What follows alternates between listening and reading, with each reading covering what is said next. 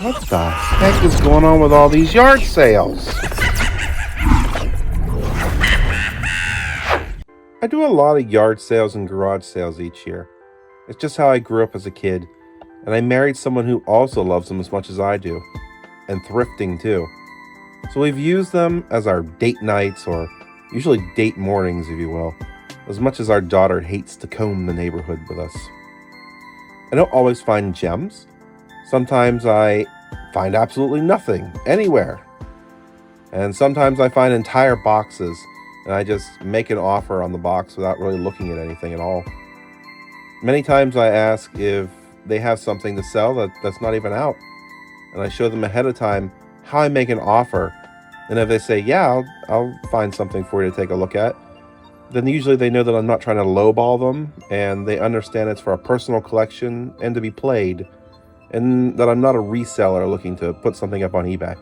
And when you're at these sales, these yard sales, garage sales, and flea markets, thrift stores, you start to understand there are types of people out there, both buyers and sellers. Don't forget, there's two sides of every transaction, and we often only play one of those roles the majority of the time.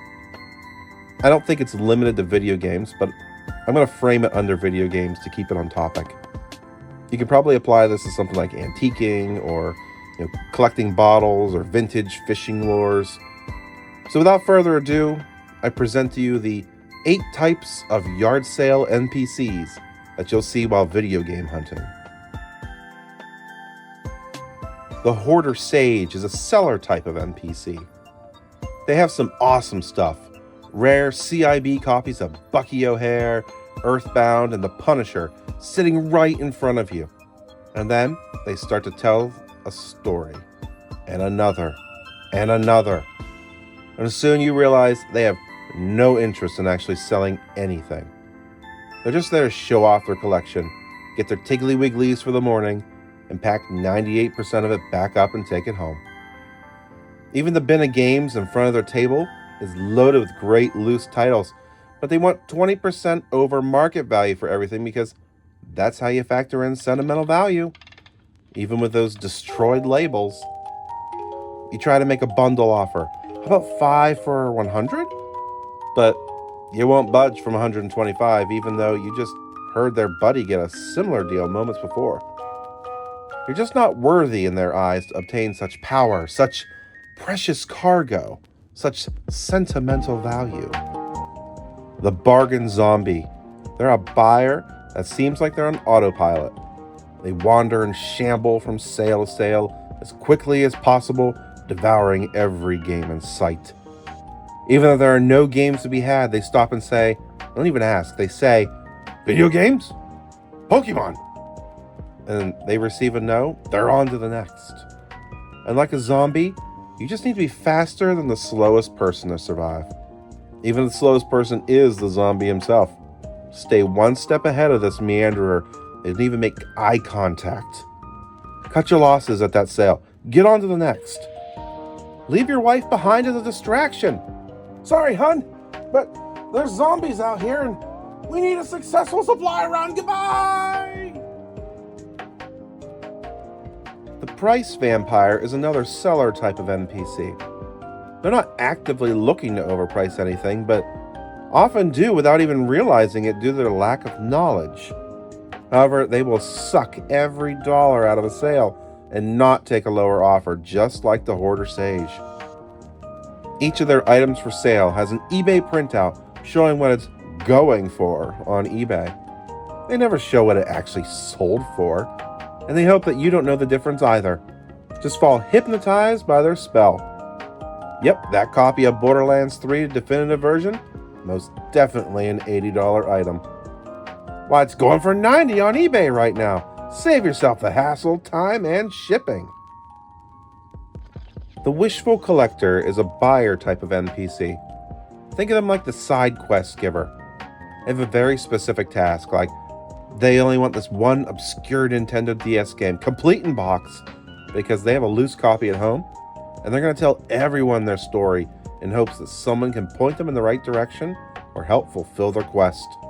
The wishful collector is rarely your competition, but they will pay handsomely for anything found without negotiating.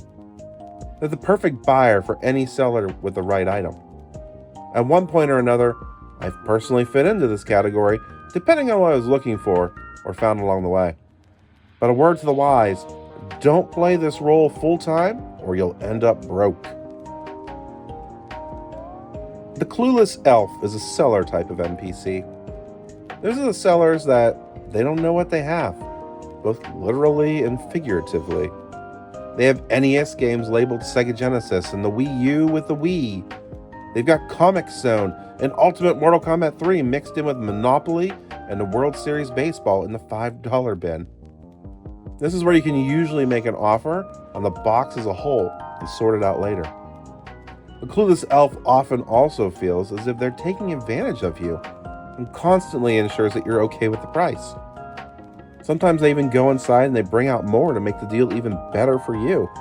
They might bring out a game genie, call it a broken game with a comic book. I wouldn't recommend taking advantage of these poor elves, but as a collector, I do like to get the best deal. As a reseller, I'd have to feel I'd play a bit more fairly. Speaking of resellers, here comes the flip goblin, our next buyer type NPC. Their only goal is to buy low and sell high. They know the GameStop trade-in prices by heart and will often buy lower than the GameStop trade-in just to make a quick flip on the store before heading home with the pricier loot. The flip goblin has his phone out scanning everything like a prospector biting into a gold nugget.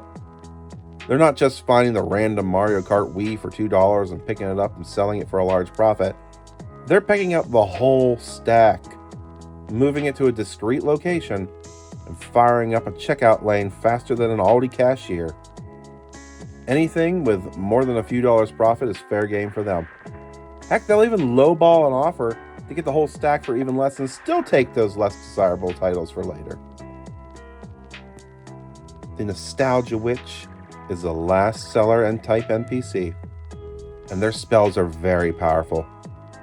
This is the old lady telling you, "My son used to play that very PS2 that I got him for Christmas, and what was it, 2000?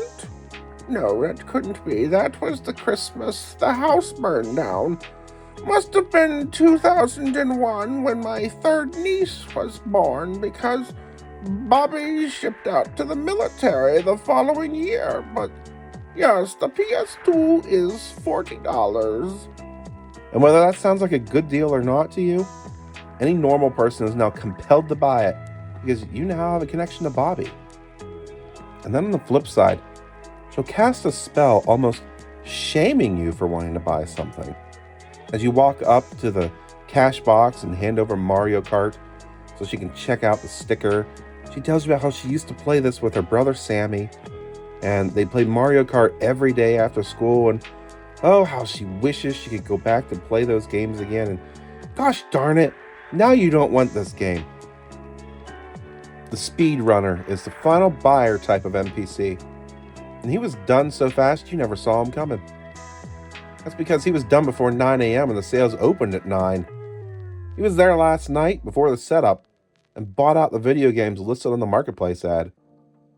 They brought exact cash at 7:30 and a coffee for the homeowner to sweet talk the old lady into handing over her 3DO and game gear. The speedrunner has a route planned in Google Maps, knows exactly where to park to hit the most houses at once, and is trained for this moment. Their Skechers were made for this, and their backpack is loaded with just the essentials to carry back the loot before emptying it into the bins in the back of their Toyota Matrix. Do you fall into any of these NPC types? I call them NPC types because it's the same repetitive action sale after sale. The same stories, the same lines, they don't change. There's no real interaction. Of course, there are genuine nice folks out there on both sides of the transaction. Of course, we all dip into one or more of these types every now and then, but this is poking a bit of fun at some of the people that I regularly see on the hunt. Thanks for joining me with this comedic take on Let's Build a Collection.